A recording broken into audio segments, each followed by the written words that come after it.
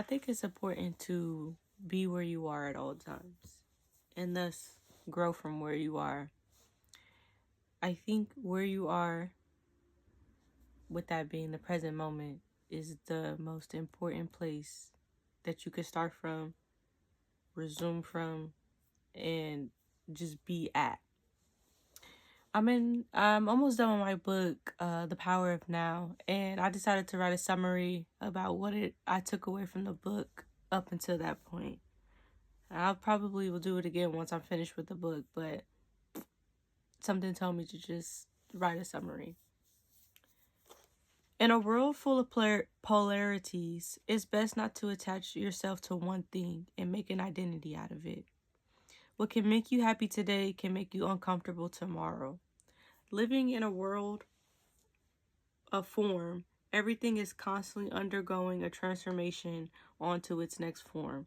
Thus, attaching an identity to something in a form can cause some type of suffering. By staying in the present moment, here and now, you are a witness to the constant undergoing transformation and almost feel indifferent, but at the same time appreciative of what you're seeing because you know this is the working of a higher intelligence. This whole thing, ecosystem if you will, is being orchestrated every moment. There is no past or future, only what's happening right now. When you were born, you started your everlasting moment, and it's been ongoing ever since then, even when you sleep. You have not cut off the cameras for a break. You've been living in that same moment since you were born. Past and future are illusions created by our thoughts that we sometimes latch onto and create an identity out of. Being present, we can witness this communication and roll our identity we've took on and free ourselves from this latching by being aware that we are doing such thing. Bringing conscious awareness to our unconscious is essential, shining light on the darkness within ourselves. Once that is done, there is nothing else we really need to do. Staying present, staying conscious, we will find that our unconscious ways will take care of itself as we no longer desire to keep functioning in such a way or functioning on that frequency. Causing our own suffering with our beliefs, identity issues, projections, and our attachment to our life situations. Staying present is surrendering to the present moment and allowing what is to be what it is. There is nothing to latch your identity onto in the present moment except your higher being, and even with that, it's just awareness, discernment, and love. You connect with the eternal being that's been here ever since the universe's moment started, and has been here this whole time, orchestrating everything that is. You'll find inner peace, inner stillness, and acceptance of not only in you and your psychology, but of everything that is. You have no enemies. You have no energy, unconscious reactions for anything that falls under the hate, suffering, discontent umbrella. You accept the ego for what it is and can recognize when it's trying to push its agenda through you or your thoughts. Even still, you meet it with awareness, acceptance, and love. Let it be, as the ego does not want to be in the spotlight of your conscious awareness. It will fail to be itself under such light. You remember that everything is connected by this higher intelligence that has woven itself into everything that is here. Everything is held together by love. Everything exists because of love. Good and bad and all the other polarities that this ecosystem offers just becomes what they are. Polarities. There are wins and something to gain within the bad, and there are some form of failure that took place within the good. Construction and deconstruction, birth and death are key factors in any type of growth. If you keep growing and growing, you could become destructive, and if you never attempt to grow, you could stay stagnant. Polarization in everything. You see things beyond the veil of duality and accept where you are at your current moment. Acceptance and letting go are essential to transformation and growth. And with that being said, a constant return to the present moment, it allows you to let go of the things that you think you should be holding on to, like things that have happened in past moments and things that you think should happen in future moments.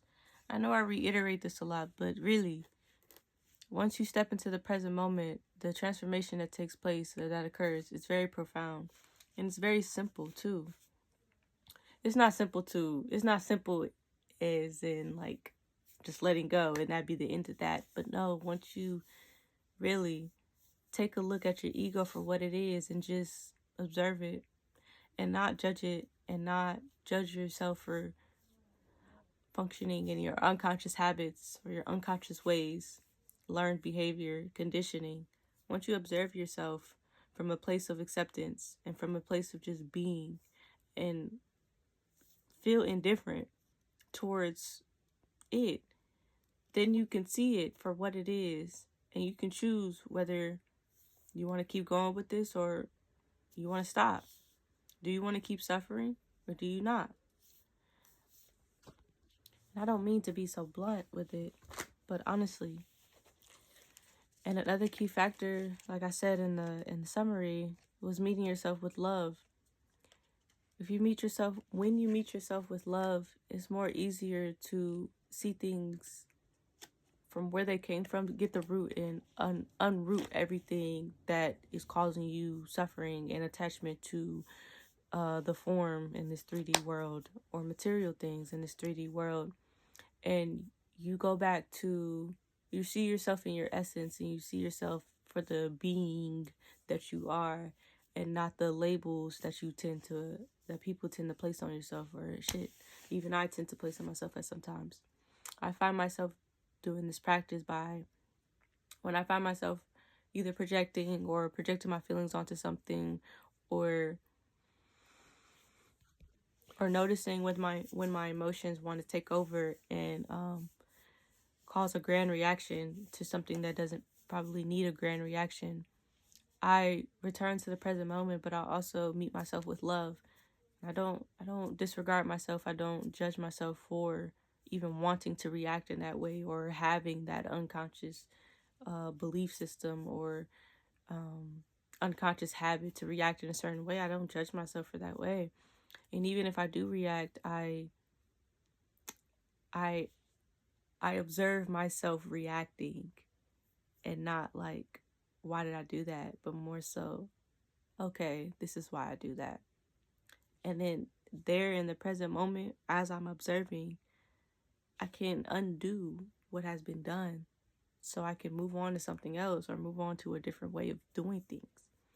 But underneath all that, like, that's the highest, I feel like that's the highest form of love you can have for yourself, is meeting yourself with acceptance and not condemning yourself for doing something that you think you shouldn't or you think you should and you're not doing it.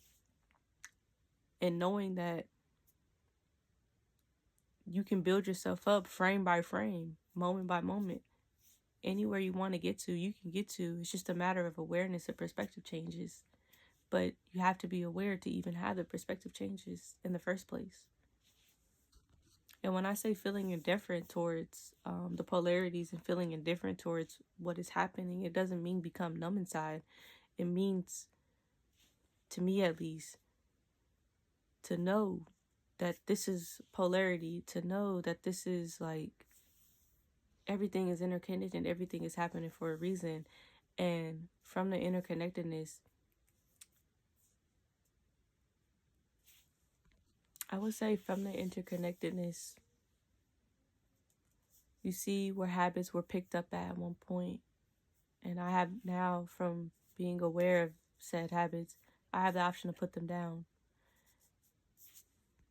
and allow what is to just be what is. In me, I find peace within that. Allowing things just to be what it is, I found a great amount of peace. And things always find a way to work out in my favor when I just let things be what it is. It's like observing ants doing their thing. It's like observing the trees doing their thing. And now I just transfer that awareness I have towards other life forms to my own thoughts into the people around me. I can see people's greater essence underneath all the conditioning and all the identities that we've created. It's I can just see, it's like I can penetrate through the physical and see, what's the word, the beauty, not necessarily beauty, but the being that we all have within us, and that we share, that this one being. And some, the alchemist is called the soul of the world, and here it's called the eternal. It's deeper than the physical, and it's very beautiful. And I feel like that allows me to let people, when I'm dealing with people, let them be what they are, because I know that underneath we all have this essence that is greater than all of us. And I just let myself be how I am. Like, I am a walking creation. I am a walking moment. And I am undergoing constant transformation and letting myself blossom to what I'm going to become, without judgment, without worry, without fear that of what I might turn into. I know, in a knowing, that I am a divine entity and I am a divine creation, because I was made from, I have the eternal woven into me, and I see that for everybody else, and I see that for everything. Even this piece of mail, this was once a tree. The universe has woven itself into this piece of mail. Everything is everything, literally, because the eternal has woven itself into everything. So I just wanted to get on here and share that. I have this playing in my ear. This helps me stay grounded, for real. For real. I have much gratitude for those who stayed this far. If you stayed this far, I know I'm about to repeat myself. If you stayed this far, thank you for listening. Much gratitude, much gratitude. And, stay in the present moment. If you find yourself back in your thoughts, back in your past, back in worried about the future, just say whatever your name is. Come back into the present moment and allow yourself to come back to the present moment, and know that the present moment is always here for you. And it's not a place of like, you need to be here. Allow yourself to bring yourself back to the present moment with love. With love. And that alone is a really powerful act of self-love, is allowing yourself to be. Allow yourself to be. I'll end that off here. Thank you.